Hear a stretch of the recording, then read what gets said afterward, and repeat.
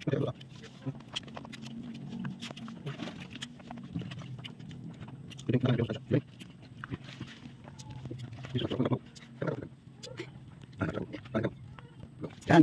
Ayan. Hello guys.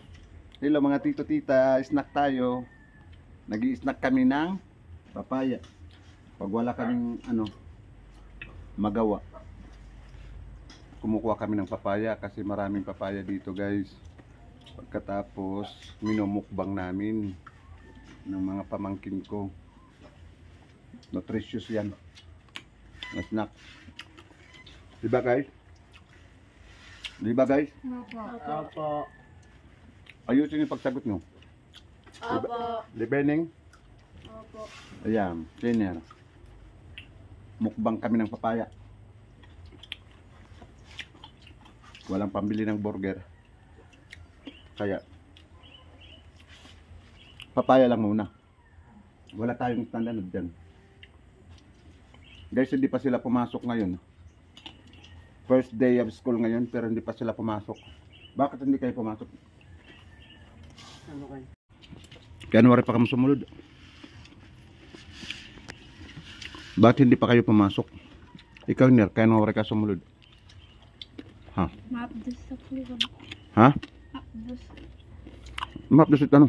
Likod. Hindi kami dito sa eskwelahan mag-inarado. Hindi nga, magtukan-tukang hindi. Ikaw? Magbiya. Mabia. Natamad pa sila guys kasi kulang pa sila ng requirement. Kasi nasanay kayo na mag-aasikaso sa inyo yung mama nyo. Wala na dito yung mama nyo. Yung mama nila guys nandun na sa Maynila nagtrabaho. Kaya yun, para silang nabalian ng pakpak. Hindi sila sanay pag walang mama nila. Ngayon mama nila is nagtatrabaho sa Maynila. Hindi muna sila pumasok ngayon. Unang araw ng pasukan. May bag ka na. Manta. May bag ka. Bago. Bago. Yung luma pa rin. May mga notebook ka na. Ha? Ikaw ning may mga notebook ka na. Kompleto na. Sino ang bumili? Ayun guys. Mga kompleto na pala sila. Kahit pa paano nakaka-provide sila ng mga school supplies nila. Kahit yung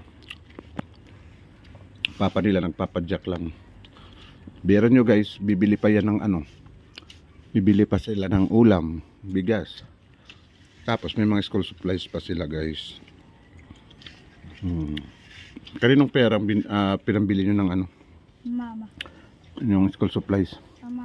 Mama, kunang 4 piece. Pero yung 4 piece nila guys, dalawa lang yung pasok sa kanila kasi ito kayo hindi kayo kasali sa 4 piece. Yung kasali lang sa 4 piece si Paila at saka si Ugodoy. Kayo hindi daw kayo pinasok sa 4 piece pa. Merong kasi yung 4 piece hindi lahat. Halimbawa, marami kayong magkakapatid. Hindi kayo lahat ipapasok sa 4 piece. May dalawa lang o 3 ata. May yung 4 piece. Age limit din. Pag mag-18 na, napapalit pa naman. Palagi ako nandito guys kasi yung kulungan ng mga manok ko nandito. Nakikita ko sila kanina nagbabalat ng papaya. Magi-snack na naman sila. Palagi yung snack nila ganyan. Papaya, yung red lady na papaya, magandang variety siya ng papaya. Tapos sabay sasaw-saw sa suka na may sili. Ayan. Ganyan. Pawis na pawis senior guys. Walang tatalo sa snack. Itong papaya na snack, hindi yan makakatalo sa burger. Pinagpapawisan senior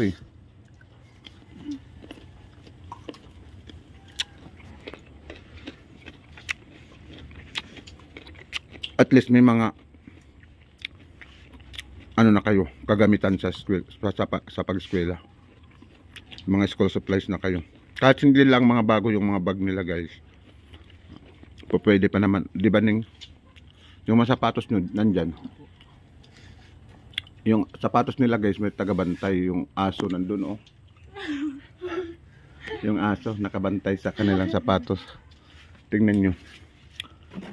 Nakabantay yung itong aso na to guys. Hindi daw to sa kanila. Sampid lang dito. Pero dito naman, kay kuya nila. Black shoes. Ang ganda ng paglagayan ng black shoes guys. Ginaganyan lang dyan oh. Sa may ano, yero. Tapos itong mga pusa.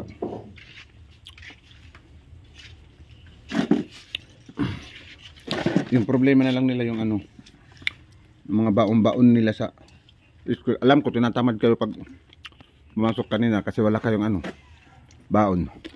Ano? Pag may baon yun, papasok yun. Di ba? Samantha? Oh. Si Samantha parang anak ng Bombay. Maitim.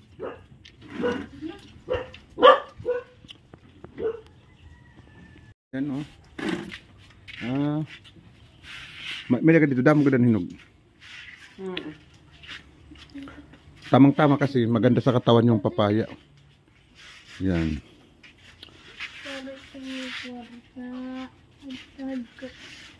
Nga, nilagay niyo sa ref. Marasin, basta may magkot. Sabot na daw din. Talaga. Nakasabad lang kini ka na sinsin. Lamig ka ayo. Din? Harip, Ano ka na sinsin. Natintin. Sinsin. Dito sulod. Kita talaga, kakadaman talaga sa ref. Lami. Lami. Kaya tubig. Mainom kita. Yan, si Miko. Mayroon pang pahabol na papaya, oh. Bukas papasok na kayo. Pasok na kami. Dapat ngayon, inaandam nyo na yung mga ano nyo. Nakandam. Mga gamit nyo. Pakalaban at unit. Nilaban na yung mga uniforme. Thank you. Iniya ko, ano yung mga uniforme. Dapat may plancha kayo. Wala kami dito pa plancha. May plancha kayo, wala. May. Wala daw silang plancha guys. Kaya kasi yung mga uniform nila gusot-gusot kasi wala silang plancha dito. Sana may plancha kami. Ay, yung diuling. Pwede mong gumamit kayo ng diuling na plancha. Hindi ulit. Diuling, ano, o-ring it gagamit. Kakahugo, rin kagad makakita pa itong plancha nga may o-ring. Ang lubot ng baga, sulod. Tapos ginkukuhan dito yun. Yun yung ginagamit namin nung unang panahon. Wala daw silang plancha dito. Kaya minsan nakikita ko yung mga palda, yung mga ano nyo, mga blouse nyo, mga gusot. Di ba Ning? Kailangan ng plancha, di ba? Opo. Yung ano mo, may polo ka. Sapatos nim. Di ba kita ito yung mga ito yung sapatos? Yung sapatos. Yung ano galing ng Korea. Yung gagamitin mo. Kasi nagpadala dito yung pinsan ko, si Gina, yung nasa Korea. Nakita ko na mayroong mga ano, sobrang sapatos. Kaya yun, sabi ko, Gina, ipamigay mo dyan sa mga pamangkin ko. Hiningi ko sa kanya. Sila ito, makita doon mo sapatos. Dapat school shoes. Wala may mga sapatos siya pero hindi May mga school shoes niya. ha? School shoes. Pero hindi mga school shoes. Ayan, kay Gina yan, yung pinsan kong babae. Tingin mo, kaysa School shoes niya. kaysa sa kay Hiner. Magpasalamat ka kay Mama Jean. Mama Jean, sige. Salamat. Yan yung sapatos, oh. Buti nilang nakita ko yan doon kina Tatay Pili. Tapos pinabigay ko sa kanya. Yung sapatos na yan. Yun lang, hindi mga school shoes, mga rubber shoes yung sa kanila. Mga bigay-bigay lang sa kanila. mga binigay sa kanila yung mga sapatos dito kasi instead na ibili ng mga ano, yan oh, mga luma na maalikabok. Instead kasi na ibili ng mga sapatos nila, bilhin lang ng bigas. Yan, ito yung loob ng bahay nila oh. Palaging makintabang sahig kasi lagi nilang nilalampaso. Anong ulam nyo ngayon? Isda. Ha? Isda nato rin. No, makita daw. Palaga daw. Anong ulam nyo? Wala man suga. Isda like ito. Da makita yung ulam nyo. Wow, di pa luto. No? Ah, ito pala guys. Yung laman ng kanilang red. Tatlong hiwa ng tulingan na malaki. Magkakasabay yan sa inyo. Ang dami nyo. Sida, tingnan nyo yung laman ng rep nyo. Patingin. Yan ang laman ng... Wala naman laman, puro tubig. Sayang yung ano. Sayang kuryente dyan. Yung sa bahay nga. Ito dyan. Ano to? Wala na. Puro na lang sabaw. Puro na lang sabaw. Wait. May okra. Kakainin pa ni Nira yung okra. Wow. Walang pinapalagpas to dito guys. Pag may pagkain-kain. Ayan si Hinir. Yung laman ng kanilang ref. Ito yung dito sila natutulog guys. Yan, dito sila natutulog. Meron din silang malalaking ano, speaker. May TV sila. Kahit papaano. Yung kwarto niya dito, dalawang kwarto dito. Dito sila natutulog dito. Bakit may mga ano? Tutulog. Bakit may mga ganyan? Tumutulog guys. Tumutulog sa igbaw. Tumutulog sa ibabaw dyan? Sa butas sa... Paano kung natutulog kayo? Nasalod namin. Sinasalod nyo? Pag umuulan. Ayun oh. Ito mga unan nyo. Dito, sino natutulog dito? Kami. Sino? Iogo dito si Uncle si Kuya Buddy. Ang ganda naman ng Durabox nyo, walang pinto oh. Yung Durabox nyo, parang yung mga damit nyo, lalayog na oh. Yung mga damit nyo parang ano na, magsisilabasan na. Ayan oh. Dito, ito yung mga bag nyo.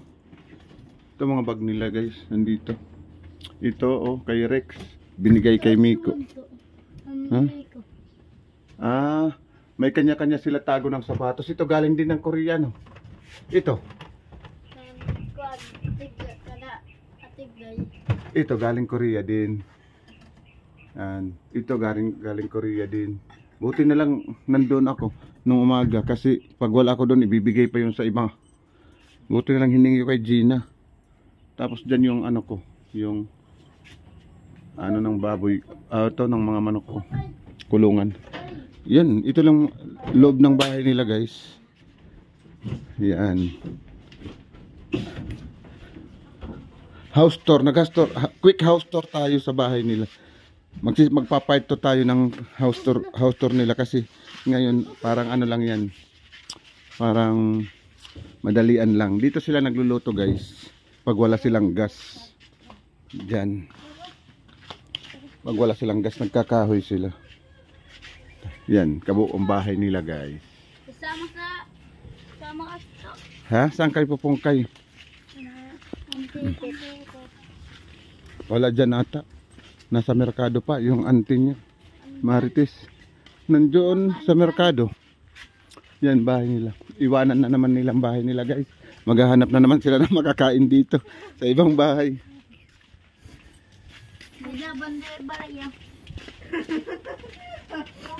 Nagbablog kami. Ang bahay nila dyan, pinader na.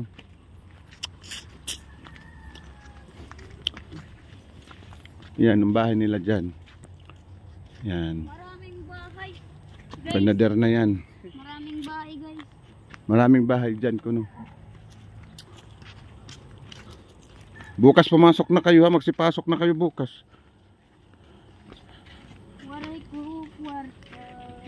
Kahit walang baon, pumasok kayo kasi malapit man lang ano nila, school nyo. Pero tingin lang muna kayo sa mga magi-snack. Huwag lang muna kayo. Pumikit lang muna kayo pag may magi-snack. Wala pa tayong budget ngayon. Magdi-diskarte na lang kami.